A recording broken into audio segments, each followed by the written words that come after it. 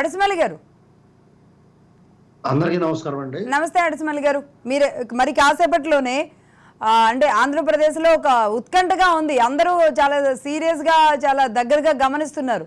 ఇంకాసేపట్లో చంద్రబాబు నాయుడు గారు బీజేపీ పెద్దల్ని కలిస్తే ఏం జరగబోతుంది? ఎందుకంటే ఇప్పటికే అమిత్ షా గారు సీఎం రమేష్ గారిని పిలిచి మాట్లాడినట్టుగా తెలుస్తుంది. రేపు పార్టీ బీజేపీ గ్రౌండ్లోకి వెళ్ళాలంటే, ఏపీలో నిలబడాలంటే ఏ పార్టీతో వెళ్ళాలి అని ఏదో మంతనాలు కూడా ఇవాళ ఉదయం నుంచి నిన్నంతా కూడా బీజేపీ పెద్దలందరూ కూడా ఏపీ రాజకీయాల మీద కాన్సన్ట్రేట్ చేసినట్టున్నారు ఢిల్లీలో. మరి కాసేపట్లో ఏదో తేలబోతుంది. అది కలిసి వెళ్తాయా, కలవకుండానే వెళతామని చెప్తారా, చంద్రబాబు నాయుడు గారు వచ్చి చెప్తారా, లేదంటే రేపు పవన్ కళ్యాణ్ గారు కూడా ఢిల్లీకి వెళుతున్నారు కాబట్టి ముగ్గురు కలిసి ఢిల్లీ వేదికగా చెప్తారా? ఏదో అయితే జరగబోతుంది. ఈ సిచ్యువేషన్లో అందరికి వచ్చే అనుమానం, బీజేపీతో వైసీపీ ఎందుకు కలవట్లేదు, ఎందుకు కలిసి వెళదాం అనుకోలేదు? ఇక్కడ భారతీయ జనతా పార్టీ తోటి టీడీపీ పొత్తు అనేటువంటిది ఎంత చర్చ ఇది గతంలో ఎప్పుడు జరగలేదండి. ఎందుకంటే వీళ్ళ మధ్య అసలు పొత్తు ఉంటుందా ఉండదా, టీడీపీ అంగీకరిస్తుందా లేకపోతే బీజేపీ వీళ్ళతో కలిసి వస్తుందా, వీళ్ళని కలుపుకుంటారా అనేటువంటి చర్చ చానాళ్ళుగా సాగుతా ఉంది. ఎందుకంటే జనసేన పవన్ కళ్యాణ్ గారు టీడీపీతో ఎన్డీఏలో ఉన్నారు. ఆయన టీడీపీతో పొత్తు ప్రకటించిన తర్వాత మరి బీజేపీ మాట ఏంటి అనేటువంటి చర్చ నడుస్తూ ఉంది. అంతకుముందు అయితే టీడీపీ ఒంటరిగా వెళ్తుందా, బీజేపీ ఏంటి పరిస్థితి అనేటువంటిది అంత చర్చ లేదు. అయితే ఇందాక సార్ మన వైసీపీ ప్రతినిధి ఆ సార్ వెంకటరెడ్డి గారు చెప్పినట్టుగా ఆయనతో నేను పాక్షికంగా ఎక్కువేస్తాను కొన్ని విషయాల్లో. బీజేపీ ఆంధ్రప్రదేశ్కి ఏమీ చేయలేదనేటువంటిది, అంటే రాష్ట్రానికి హక్కుగా రావాల్సిన పన్నుల ద్వారా వచ్చిన వాటా అది రావటం వరకు, రిలీజ్ చేయటం వరకు కరెక్ట్ ఏమో కానీ విభజన హామీలు ఏదైతే ఉన్నాయో అది బీజేపీ ఆంధ్రప్రదేశ్కి అప్పుడు గతంలో కానీ ఇప్పుడు కానీ చేయని మాట వాస్తవం. అయితే మోడీ బీజేపీ కేంద్ర పెద్దలు డెఫినెట్ గా జగన్ గారికి చేశారు.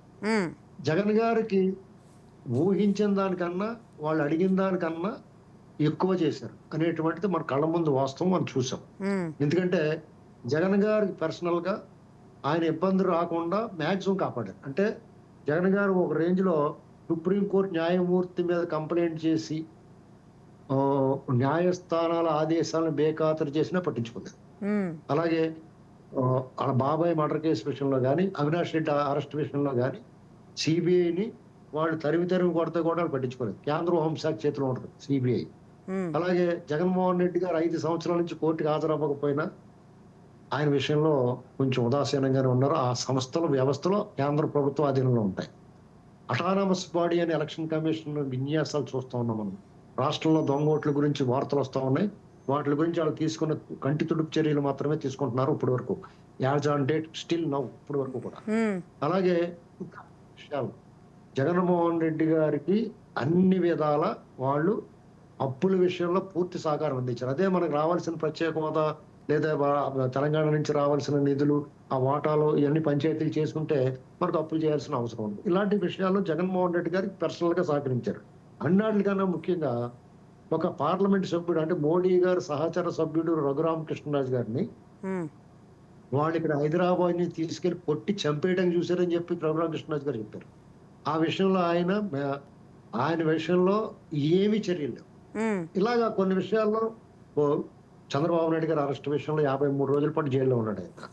అక్కడ మన కొన్ని న్యాయ వ్యవస్థల మీద మనం కామెంట్ చేయకూడదు కాబట్టి కామెంట్ చేయట్లేదు, కానీ న్యాయ వ్యవస్థ మీద కూడా అపోహ వచ్చేలాగా వ్యవస్థలన్నీ కూడా నిర్వీర్యమైపోవడంలో వాళ్ళ పాత్ర ఉంది. ఇది మన కాదనలేము. అయితే ఇక జగన్మోహన్ రెడ్డి గారికి సాయం చేయలేదు, మాకు వాళ్ళతో సంబంధం లేదు, వాళ్ళకి మాకు ఎవరితోటి ఉండమని ఆ మాట మాత్రం వాళ్ళు అనుకోవడం దయచేసి. జగన్మోహన్ రెడ్డి గారు బహిరంగంగా పొత్తులు పెట్టుకోవడం అంతే.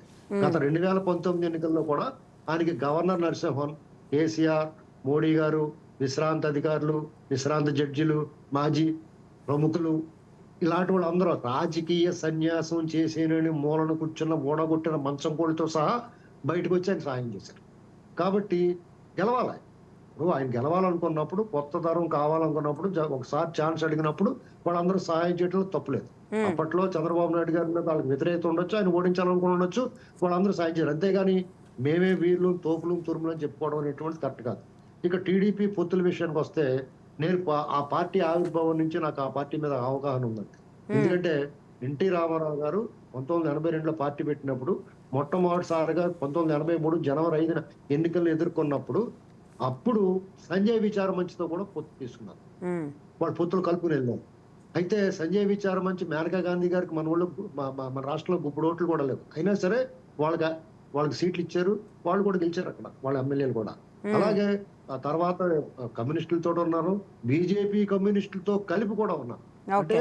ఒకే వేదిక మీద లెఫ్ట్ రైట్ ని కూడా ఎన్టీ రామారావు గారు తెలుగుదేశం పార్టీ చేర్చింది. అవును. అలాగే చంద్రబాబు నాయుడు గారు గతంలో కేంద్ర ప్రభుత్వంలో కాంగ్రెస్ తో కలిపి కాంగ్రెస్ మద్దతు తీసుకుని ప్రభుత్వాన్ని ఏర్పాటు చేశారు. అలాగే నేషనల్ ఫ్రంట్ ప్రభుత్వంలో ఎన్టీ రామారావు గారు బీజేపీ కమ్యూనిస్టులు కూడా మద్దతు ఇచ్చారు 89 లో వీపీ సింగ్ గారు గవర్నమెంట్. కాబట్టి పొత్తులు బహిరంగంగా రైట్. పెట్టుకున్న పొత్తులు ఏది కూడా ప్రజలకు చెప్పి ప్రజల్ని ఒప్పించి పెట్టుకున్న పొత్తులు ఏదైనా సరే ఏది కూడా తప్పు కాదు. ఏదైనా అనైతికంగా తెర వెనక భాగోతం చేస్తే తప్పు, దాన్ని విమర్శించవచ్చు.